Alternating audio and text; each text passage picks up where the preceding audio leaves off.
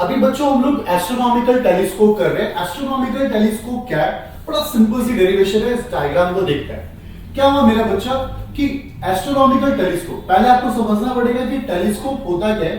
Telescope है मेरे बच्चे, जब कोई भी दूर की ऑब्जेक्ट को हमें पास देखना हो और क्लियर देखना हो तो हम यूज करते हैं टेलीस्कोप। बट एक छोटी सी चीज को बड़ा देखना हो तो हम यूज करते हैं कंपाउंड माइक्रोस्कोप। इसके अंदर भी दो लेंसेज होते हैं मेरे बच्चे, एक ऑब्जेक्टिव लेंस होता है और एक आई पीसेस लेंस होता है। पहले इसके रे डायग्राम को समझते हैं, रे डायग्राम कैसे होगा। और हाँ, कंपाउंड माइक्रोस्कोप का एक सिंपल सा रे डायग्राम और टेलीस्कोप का सिंपलेस्ट रे डायग्राम कैसे बनाएं, वो वीडियो मैंने डाल रखी है, प्लीज आप उसे देख लें। अब यहां पे ध्यान से सुनेंगे, ये हमारा ऑब्जेक्ट है और ये ऑब्जेक्ट कहां पर है? इनफाइनाइट पे है और इसकी पैरेक्सियल रेज यहां पर आती है और यहां इंसिडेंट हो जाती है और ये बन जाता है हमारा इमेज। ये हमारी इमेज फॉर्मेशन होती है।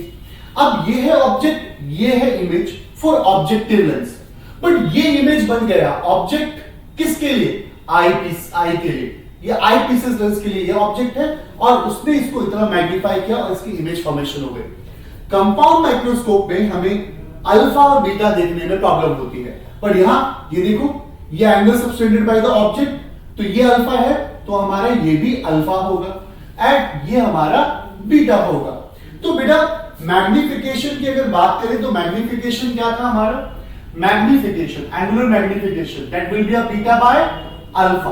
आपको पता है बीटा और अल्फा बहुत छोटे एंगल्स हैं, सो दैट्स व्हाई हम इसे 10 बीटा और 10 अल्फा भी लिख सकते हैं।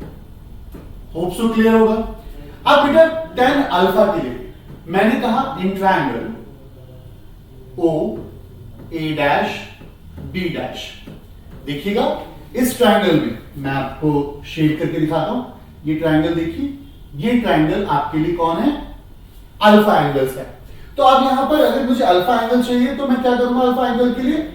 देखिए इन ट्रायंगल ओ ए डैश, तो अगर मुझे 10 अल्फा चाहिए तो 10 अल्फा कैसे मिलेगा मेरे बच्चे? ए डैश बी डैश अपॉन में ओ बी डैश, देखिएगा ओ बी डैश। डन मेरा बेटू, यहां तक क्लियर। अब मैं 10 बीटा की बात करता हूं, तो 10 बीटा हमें कैसे मिलेगा? 10 बीटा के लिए हमारा ये वाला ट्रायंगल है, ये दिख रहा है आपको 10 बीटा। अब 10 बीटा निकालिए, यहां पे 10 बीटा कैसे निकलेगा?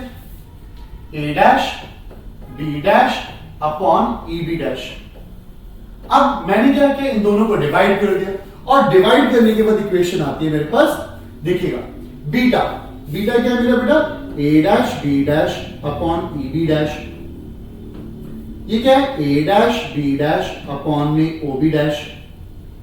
ये कट गया मेरे बच्चे, तो क्या आया मेरे पास? ओ बी डैश अपॉन में ई बी डैश। बेटू मेरा ये ऊपर चला गया, तो हमारे पास मैग्निफिकेशन आता है m O B dash upon E B dash, O B dash upon में ई बी डैश। तो चलो ओ बी डैश देखते हैं। ओ बी डैश क्या दिख रहा है आपके पास? एफ नॉट है, एफ नॉट है।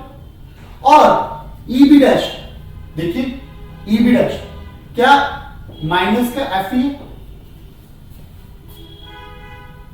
देखो बेटा, या आप इसे यूई लिखिए, सॉरी अभी तो एफ ही नहीं है, सॉरी ये हमारा क्या है? यूई है।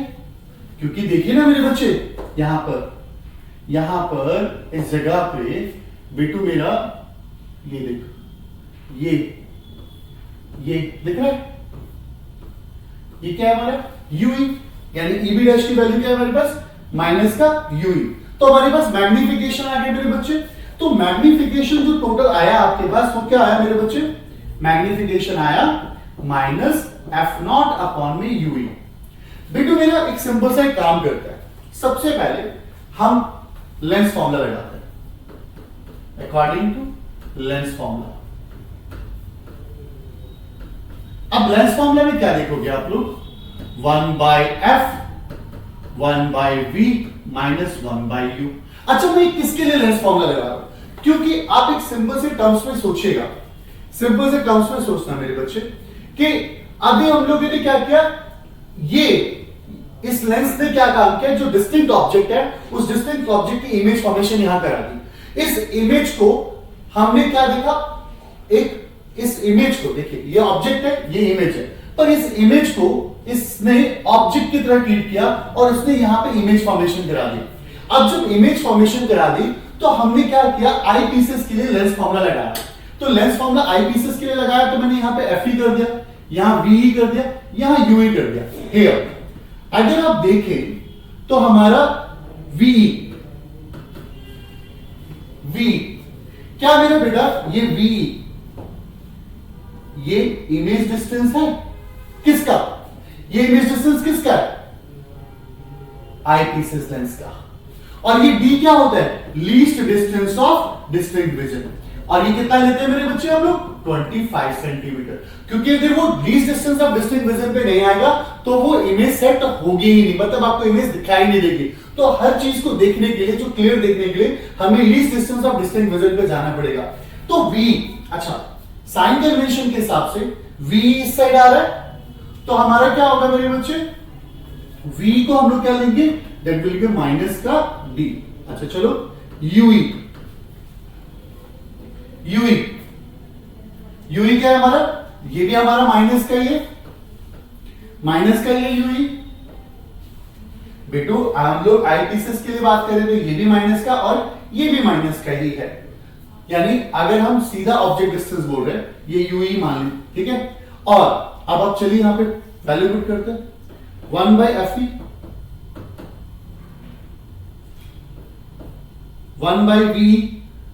1/v क्या है, माइनस का d,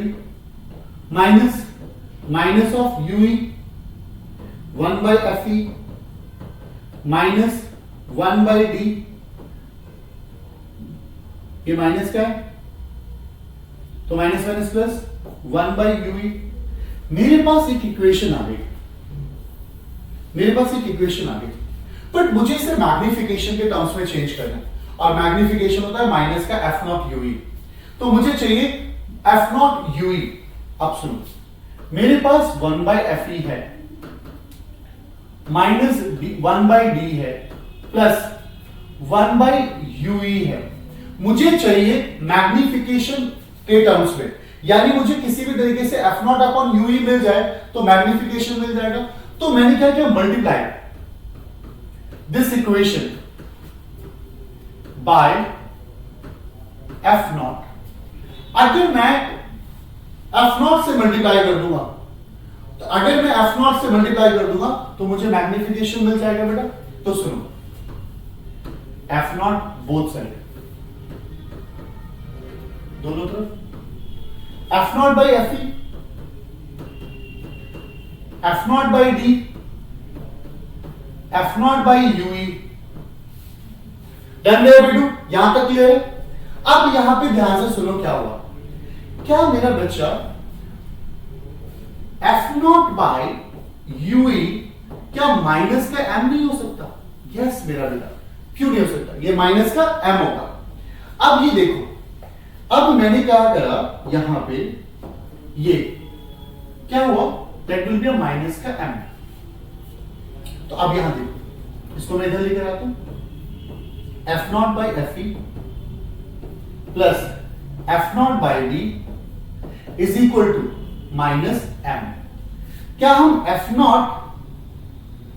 f0 कॉमन ले सकते हैं, 1/fe 1/d माइनस का m। ये हो गया आपका मैग्निफिकेशन। आप चाहें तो इसे m इक्वल टू माइनस इस साइड ले आएंगे f0।